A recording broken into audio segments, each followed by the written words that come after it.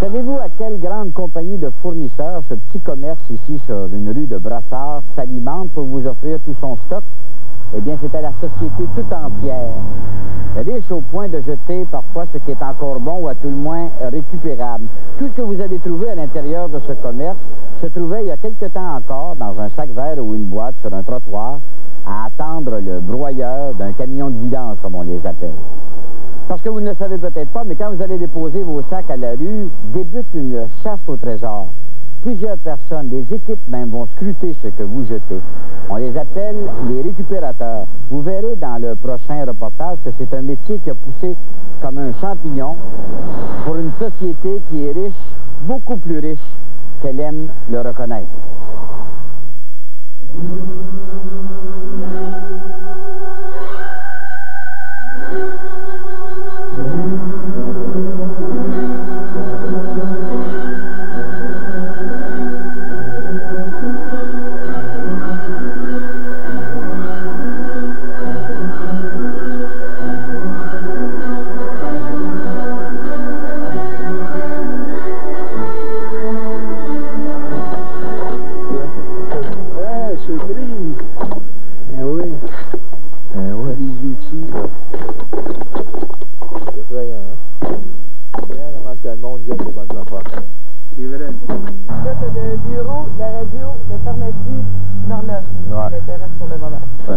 Relativement intéressant, ça. À date, en tout cas. Des beaux anneaux de bois. Oups. Dans une belle boîte. C'est cute. Même la sécheuse, ça, c'était récupéré. Ma poubelle, mon poêle que je me sers, je le garde pour le four parce que moi, j'aime bien le poêle au gaz. Si je ne me trompe pas, c'est des hélices de DC3 qui ont été récupérées avec une vente de feu d'Air Canada, je pense, à Toronto. Ça, c'est M. Peter Bolowski qui a eu le génie de mettre ça ensemble. Puis, quel travail, hein? C'est plus de la récupération gratuite, de prendre l'objet, puis pour sa beauté en soi, de le remettre, il y a des heures de travail là-dedans. Check l'autre bord, Denis! Denis, check l'autre bord, une belle chaise! Jean-François Ouellette a 21 ans et il décidait il y a 1 an et demi de plonger dans l'univers de la récupération afin de poursuivre ses études et d'économiser en vue de faire son entrée dans le monde des affaires. Vers 5h30, je me lève, je pars avec le camion, je fais le tour. C'est le meilleur moment pour faire les vidanges. Le soir avec, c'est bon, mais ça dépend. C'est parce que le monde il sort les vidanges le matin, puis le soir, le monde est encore réveillé, on est porté à les déranger. Puis souvent, on peut se faire harceler verbalement. C'est pas drôle, c'est une job quand même, c'est pas mal ingrat. T'sais, on se fait traiter de volant, on se fait traiter de vidangeur. Dans le fond, moi, j'étais un bon gars. J'étais étudiant, j'ai été dans les bonnes institutions, j'ai été au Collège Notre-Dame, j'ai été au Collège Marie-Victorin, là, je suis présentement à l'UQAM en sciences politiques. Je suis pas un vidangeur, mais c'est une façon de gagner ma vie. C'est bon vers le premier coup, la première fois, vers les 7h30, 8h. Tu vas en ramasser. Ça, c'est pour ceux qui sont de bonne heure. Bon. Après ça, vers les 10h, 10h30, ça, c'est pour ceux qui reviennent du théâtre ou une petite soirée au restaurant. Là, ils reviennent, là, ils sortent de show. Puis aussi, le matin, à partir de 5h30, jusqu'à 7h, il y en a beaucoup avant d'aller travailler qui sortent de show. Vous savez qu'il y a de la stratégie là-dedans? Ben, beaucoup. Puis il y a de la stratégie dans tout commerce. Si tu n'étudies pas ton marché, tu n'arriveras pas. Tu vas peut-être vivre un peu, survivre, mais tu ne feras pas beaucoup d'argent à un moment donné, puis progresser. Ça t'intéresse pas? Ah non, ça, j'ai trouvé de la misère à passer. Le travail ne s'arrête cependant pas là, il faut entreposer et vendre les fruits de la cueillette. Je sais pas, on va faire 5 piastres. Ah non, pas 5 piastres. Moi, on m'a donné 2 piastres. Okay. Si moi je le vends 5 piastres. OK. S'il passe. Okay. Ça peut être payant si on travaille beaucoup, si on a des bonnes relations, si on sait qu'est-ce qui se vend, parce qu'il y a des choses qui se vendent, puis il y a des choses qui se vendent pas. Ça sert à rien de ramasser les choses qui se vendent pas. J'ai déjà fait des semaines, moi, de, mettons, 550, juste à faire des vidanges. Ça dépend, comme il y a des semaines que je peux faire rien pantoute, ça dépend des morceaux que je vais trouver. D'autres disent réaliser des gains de quelques milliers de dollars certaines semaines. De son côté, Josette Landry, qui achète la marchandise des récupérateurs pour la revendre à son commerce, estime que ce n'est pas un métier pour faire fortune. Comme vous voyez, on ne vit pas dans le luxe, là. On peut mettre du beurre sur nos toasts, c'est tout à peu près, là, tu sais. On ne vit vraiment pas dans le luxe. C'est pas des gros revenus, il faut trimer dur. On travaille 7 jours par semaine, des fois 12, 13, 14 heures par jour. Ça fait que ceux qui pensent devenir riches dans les vidanges, mais là, il faut quand même pas exagérer, là, tu sais. Mais ça fait vivre du petit monde, du pauvre monde qui n'a rien d'autre. Comme ceux qui viennent me vendre ici, c'est du monde qui sont mal pris. Mais c'est pas tout le monde qui ont plaisir à aller fouiller dans les vidanges, là, parce qu'ils n'ont pas le choix, vraiment. Si on parle peu d'argent dans le monde de la poubelle, on fait beaucoup d'échanges.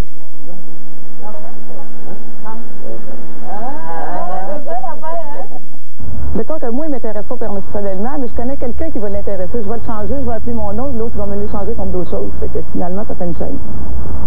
C'est vraiment un monde, hein? Oui, oui, c'est un monde. Moi, je dis qu'il y a un réseau là-dedans. C'est peut-être le monde, on n'est peut-être pas conscient, mais c'est vraiment un réseau qui se fait.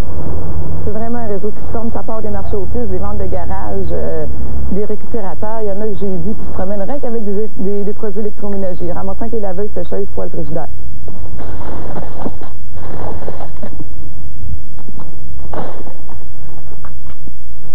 Ça, c'est l'exemple typique de l'industrie du souvenir.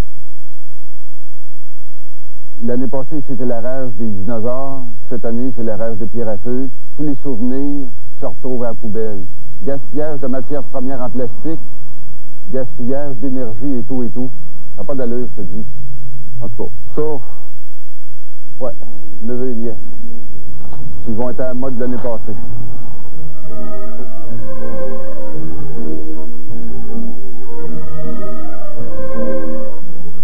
Michel Bourassa, qui fait la cueillette à bicyclette dans les ruelles de Montréal et qui écoule sa marchandise en tenant des ventes de garage, parle d'échange de biens, mais également de services.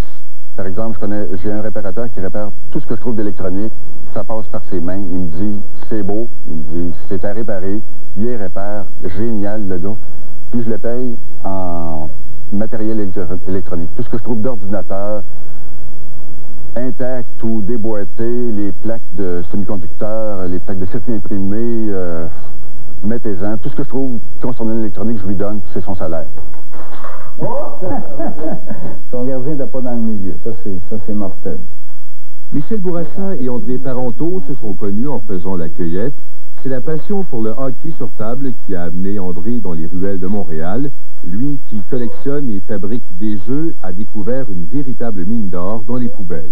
Je me suis mis à aller fouiller dans les ruelles. Puis là, bon, je me suis aperçu vite qu'on ne trouvait pas juste des jeux. Puis je me suis mis à ramasser toutes sortes de choses. Mais le principal attrait pour moi, ça va en fonction de fabriquer des jeux. Vous en avez récupéré combien à peu près des jeux? Ah mon Dieu! Regardez le sac, je peux vous montrer le sac ici, là. Ça, là, on va le mettre ici, regardez, le sac. Ça, c'est ce qui reste en plus, là. C'est ce que j'ai de over, on peut dire. Ça en prend 10 par jeu. Alors, vous voyez, 10 de ces machins-là, c'est un jeu. Si M. Parenteau a réussi à fabriquer des jeux de hockey à partir d'objets récupérés dans les poubelles, Sylvain Delage, lui, a monté une véritable entreprise à partir des poubelles des petites et grandes compagnies.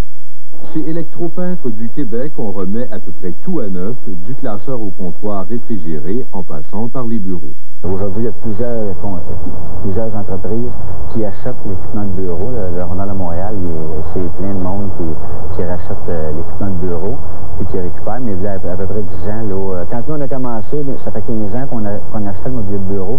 On était pratiquement les seuls. Le monde nous donnait le mobilier de bureau parce que personne ne les récupérait, personne ne les achetait. Les gens de l'industrie ont compris l'importance de la récupération. On retrouve maintenant une trentaine de compagnies qui récupèrent le mobilier de bureau, ce qui représente un marché annuel de plus de 25 millions de dollars. On n'a pas été affecté du tout par la fameuse récession. On était chanceux. Le monde le consommateur se sont plus rejetés vers la récupération. Fait que nous, ça nous a aidés. Au lieu que le monde, comme on disait tantôt, jette les choux-gras, ben, nous emmenait l'équipement ici, puis c'est nous qui retapaient les équipements complets. Est-ce que du monde riche vient ici? Ben oui, j'ai eu des personnalités connues qui sont venues ici. Comme? Ah, ben je vais pas les nommer, je vais pas. Pourquoi? Parce que ces personnes-là voudraient pas? Je sais pas, j'aime mieux pas faire ça. J'aime mieux les tenir en dehors. Ils sont venus ici, puis on veut qu'ils reviennent. Fait que je commence à les nommer. Je vais avoir un attroupement là, avec les Kodak qui attendent qu'il y en ait une qui arrive. Là, c'est la ligne de ça, les pannes, de la façon que c'est fabriqué, toute l'intrigue d'ingénierie. Jacques Sabourin récupère autant du côté des industries que dans les ruelles. Cet artiste récupérateur a imaginé les concepts de plusieurs restaurants et bars à Montréal. Nous l'avons rencontré au bar Le 7, rue Saint-Laurent. Si on va directement à ça, c'était une porte de Moulancy. C'était votre travailler ou? Non. Ça c'est quoi? Ça a un vécu d'une centaine d'années. C'était le flash de retrancher une partie de ça avec l'espèce de zipper qui est dedans. On voit que les billes de bois ont fait une espèce de chamblé dedans. C'était un moulin à scie qui était démoli depuis, mon Dieu, une dizaine d'années. Ça traînait par terre. J'ai eu la vision. J'ai trouvé ça extraordinaire. Même être peintre moi-même, je serais jaloux pas l'avoir fait. Sérieux, là. Vous avez à côté la grande salle? Ouais, ça c'est trouvé tel quel l'évidence. Ça c'est vraiment une phase d'évidence.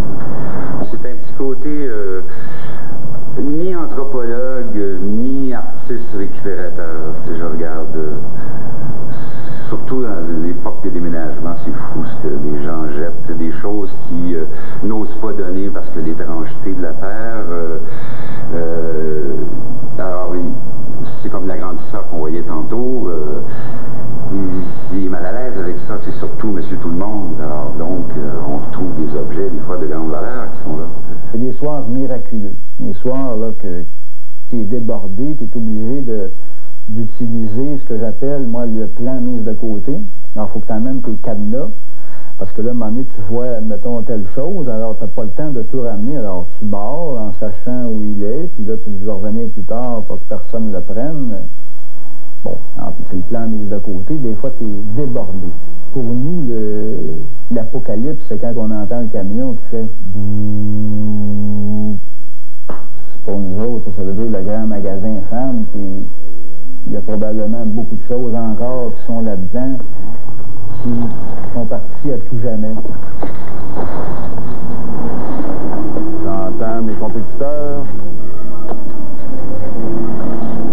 c'est-à-dire les vidangeurs.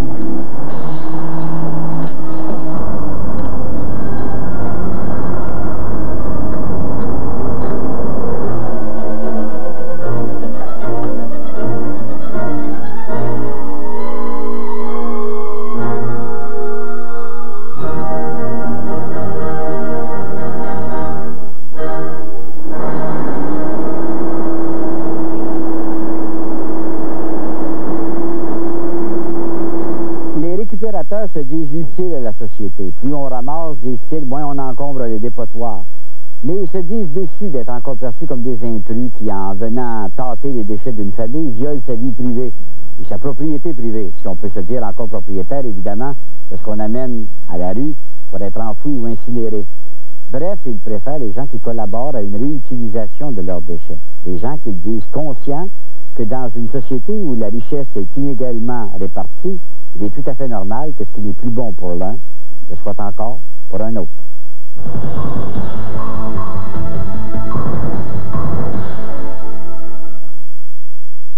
C'est quoi une Supervente IGA? La Supervente IGA, c'est juste à temps, c'est attirant. C'est des aubaines comme du poulet frais à 99 cents la livre, du jus de pomme Rougemont à 89 cents. C'est cette semaine, c'est chez IGA. Elle fera tout pour vous engloutir. Elle fera tout pour vous paralyser. Elle fera tout pour vous étouffer. Elle fera tout pour vous balayer de la carte. Mais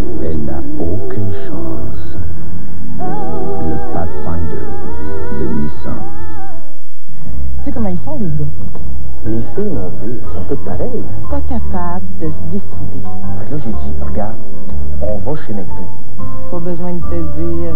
Puis elle a sauté sur l'occasion. Chez McDonald's, la saveur du mois d'octobre est le double Tex-Mex, garni de fromage, laitue tomate et d'une sauce à taco irrésistible. La minute qu'on est entré, Ben là, j'avais hâte de partir. Donc. elle a craqué. Une chance qu'on a bien mangé.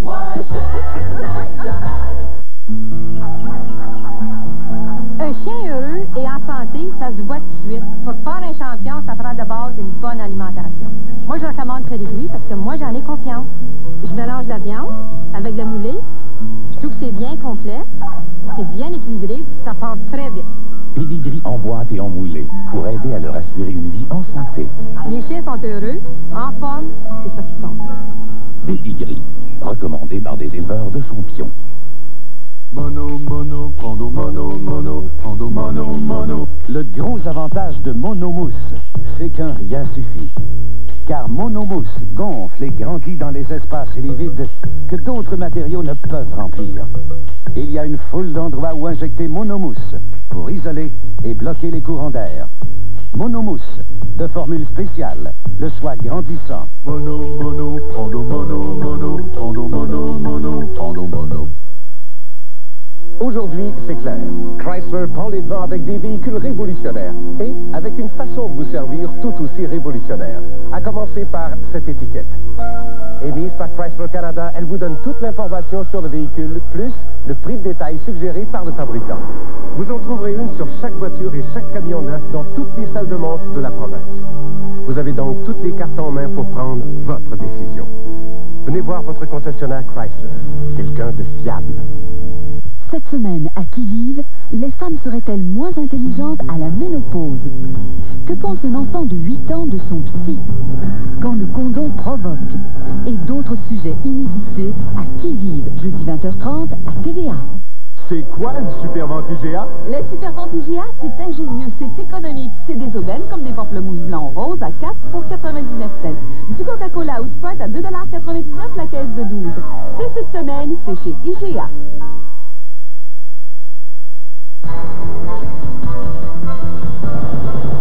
Au revoir et merci d'avoir été avec nous. La semaine prochaine, nous vous présentons un reportage sur le Bégaiement, des enfants passionnés de la science et un village autochtone exemplaire, Oudjé-Bougoumou. En voici un extrait.